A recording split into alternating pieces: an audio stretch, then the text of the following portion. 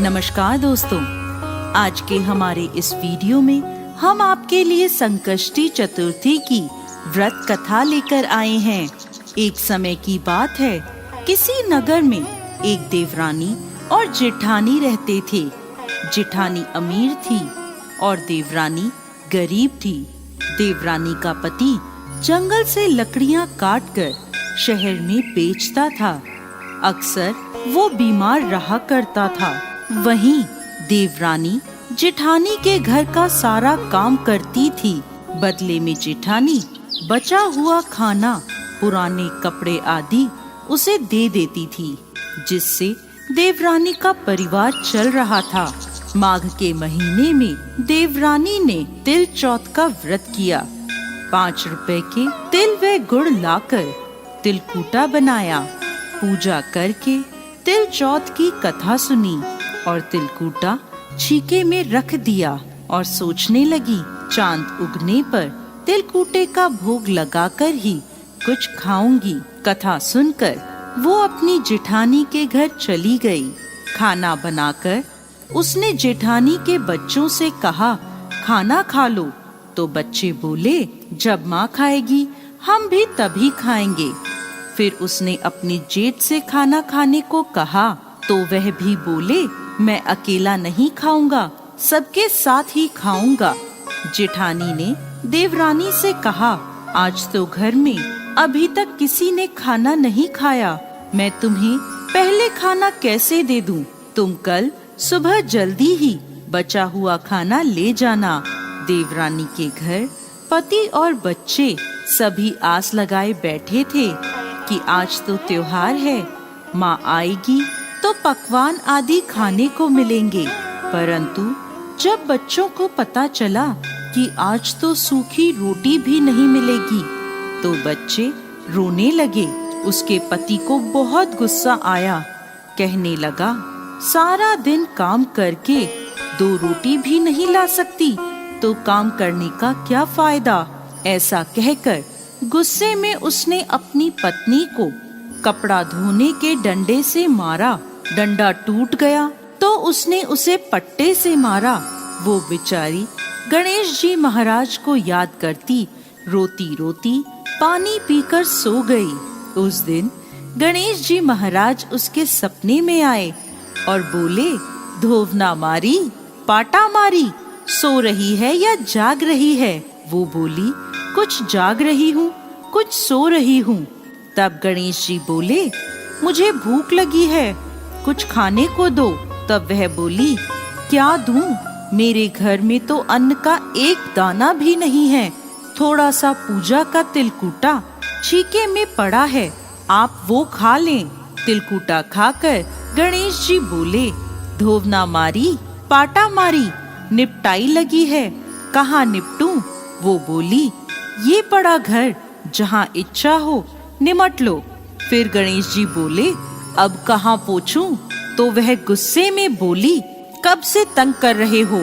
मेरे सर पर पोछो और कहाँ पोछोगे? सुबह जब उसकी नींद खुली तो वो हैरान रह गई। उसका पूरा घर हीरे मोतियों से जगमगा रहा था। उसके माथे पर हीरे मोती जगमगा रहे थे। उस दिन वो जेठानी के यहाँ काम करने नहीं गई। काफी देर राह देखने के बाद जेठानी ने अपने बच्चों को चाची को बुलाने भेजा। उसने सोचा, कल खाना नहीं दिया इसलिए देवरानी बुरा मान गई है। बच्चे बुलाने गए और बोले, चाची चाची चलो, माँ ने बुलाया है, सारा काम पड़ा है। तब देवरानी बोली, बेटा बहुत दिन तुम्हारी माँ के काम कर लिया, अब तुम अपनी माँ को मेरे यहाँ काम करने भेज दो। बच्चों ने घर जाकर अपनी माँ को सारी बात बताई कि चाची का घर हीरे मोतियों से जगमगा रहा है। जेठानी दौड़ती हुई देवरानी के घर पहुँची और बोली, ये सब कैसे हुआ? देवरानी ने गणेश जी महाराज की सारी लीला जेठानी को बता दी। घर लौटकर जेठानी अपने पति से बोली, आप मुझे धोवने और पाटे से मारो।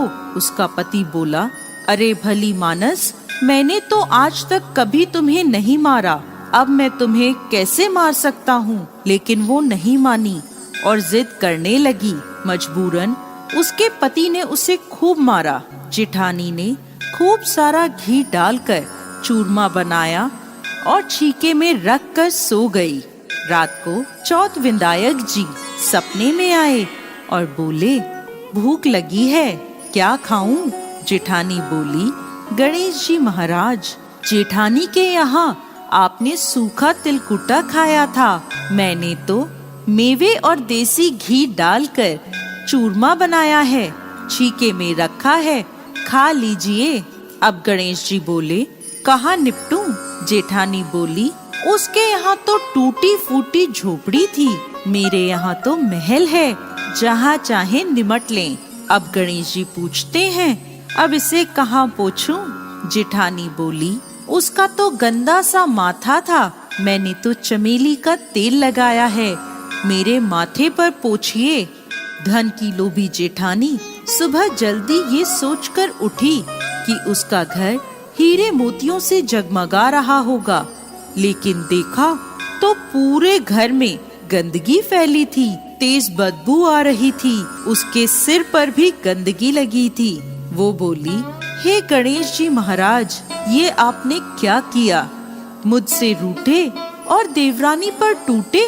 जेठानी ने सफाई करने की बहुत कोशिश करी, परंतु गंदगी और फैलती गई।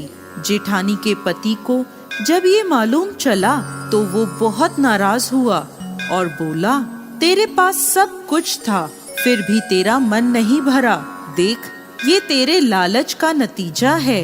परेशान होकर जेठानी गणेश जी महाराज से विनती करने लगी, माफी मांगने लगी। गणेश जी बोले, देवरानी से जलने से और धन के लोभ में तुमने जो किया ये उसका नतीजा है। इस प्रकार जेठानी को सबक सिखाते हुए गणेश जी महाराज ने अपनी माया समेट ली। हे गणेश जी महाराज, जैसे देवरानी पर कृपा करी वैसे सब पर करना। कहानी कहने वाले, सुनने वाले और हुंकारा भरने वाले सब पर कृपा करना, और जेठानी को जैसी सजा दी वैसी किसी को मत देना।